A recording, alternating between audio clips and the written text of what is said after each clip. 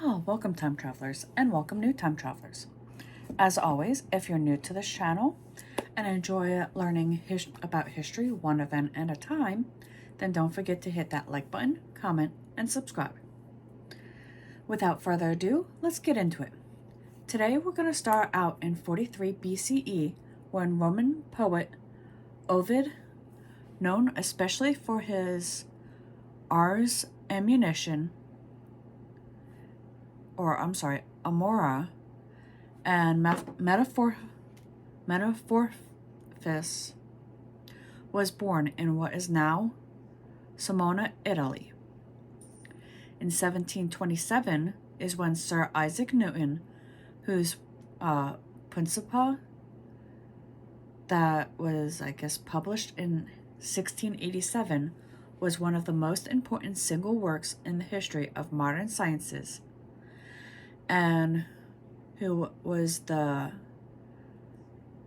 culminating figure of the scientific revolution of the 17th century, died in London. 1815 brought us the 100 Days, during which Napoleon, having ended his exile by escaping the island of Elba, would try to recapture his empire in France, began with Napoleon's arrival in Paris. Our next stop will be in 1828 when playwright Henrik Ibsen, who introduced the European stage, a new order moral analyst that was placed against a severely realistic middle-class background, was born in Singen, Norway. 1852 is when American author Harriet Beecher Stowe's Uncle Tom's Cabin was published in book form. 2 years later, in 1854, a meeting of Whigs, anti-Nebraska Democrats, and Free Soilers in Waupun, Wisconsin, proposed the formulation of what became the Republican Party of the United States. In 1937, Amelia Earhart's round-the-world flight prematurely ended when the plane was damaged during attempted takeoff from Honolulu Airport. On this day in 1948, Canadian-American ice hockey player Bobby Orr, who was a member of the Boston Bruins, became one of the game's best defensemen, was born in Parry Sound, Ontario, Canada.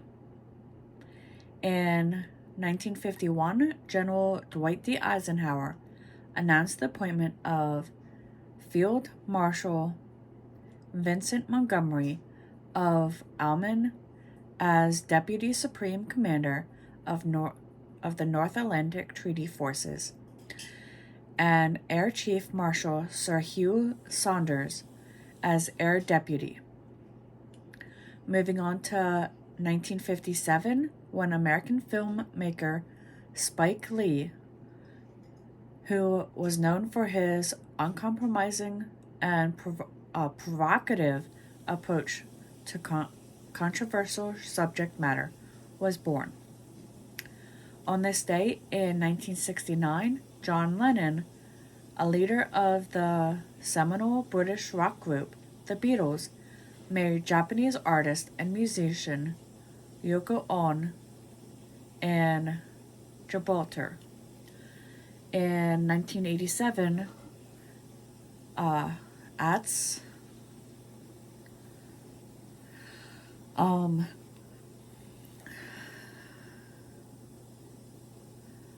Azamindine, also called Zephyrin, became the first drug to be approved by the U.S. Food and Drug Administration for the treatment of AIDS. The leaders of AUM, Saki, or the Japanese Om Supreme Truth, a Japanese Buddhist sect founded in 1987 by Ashar Shakira, released nerve gas into a Tokyo subway on this day in 1995, killing 12 people and injuring thousands.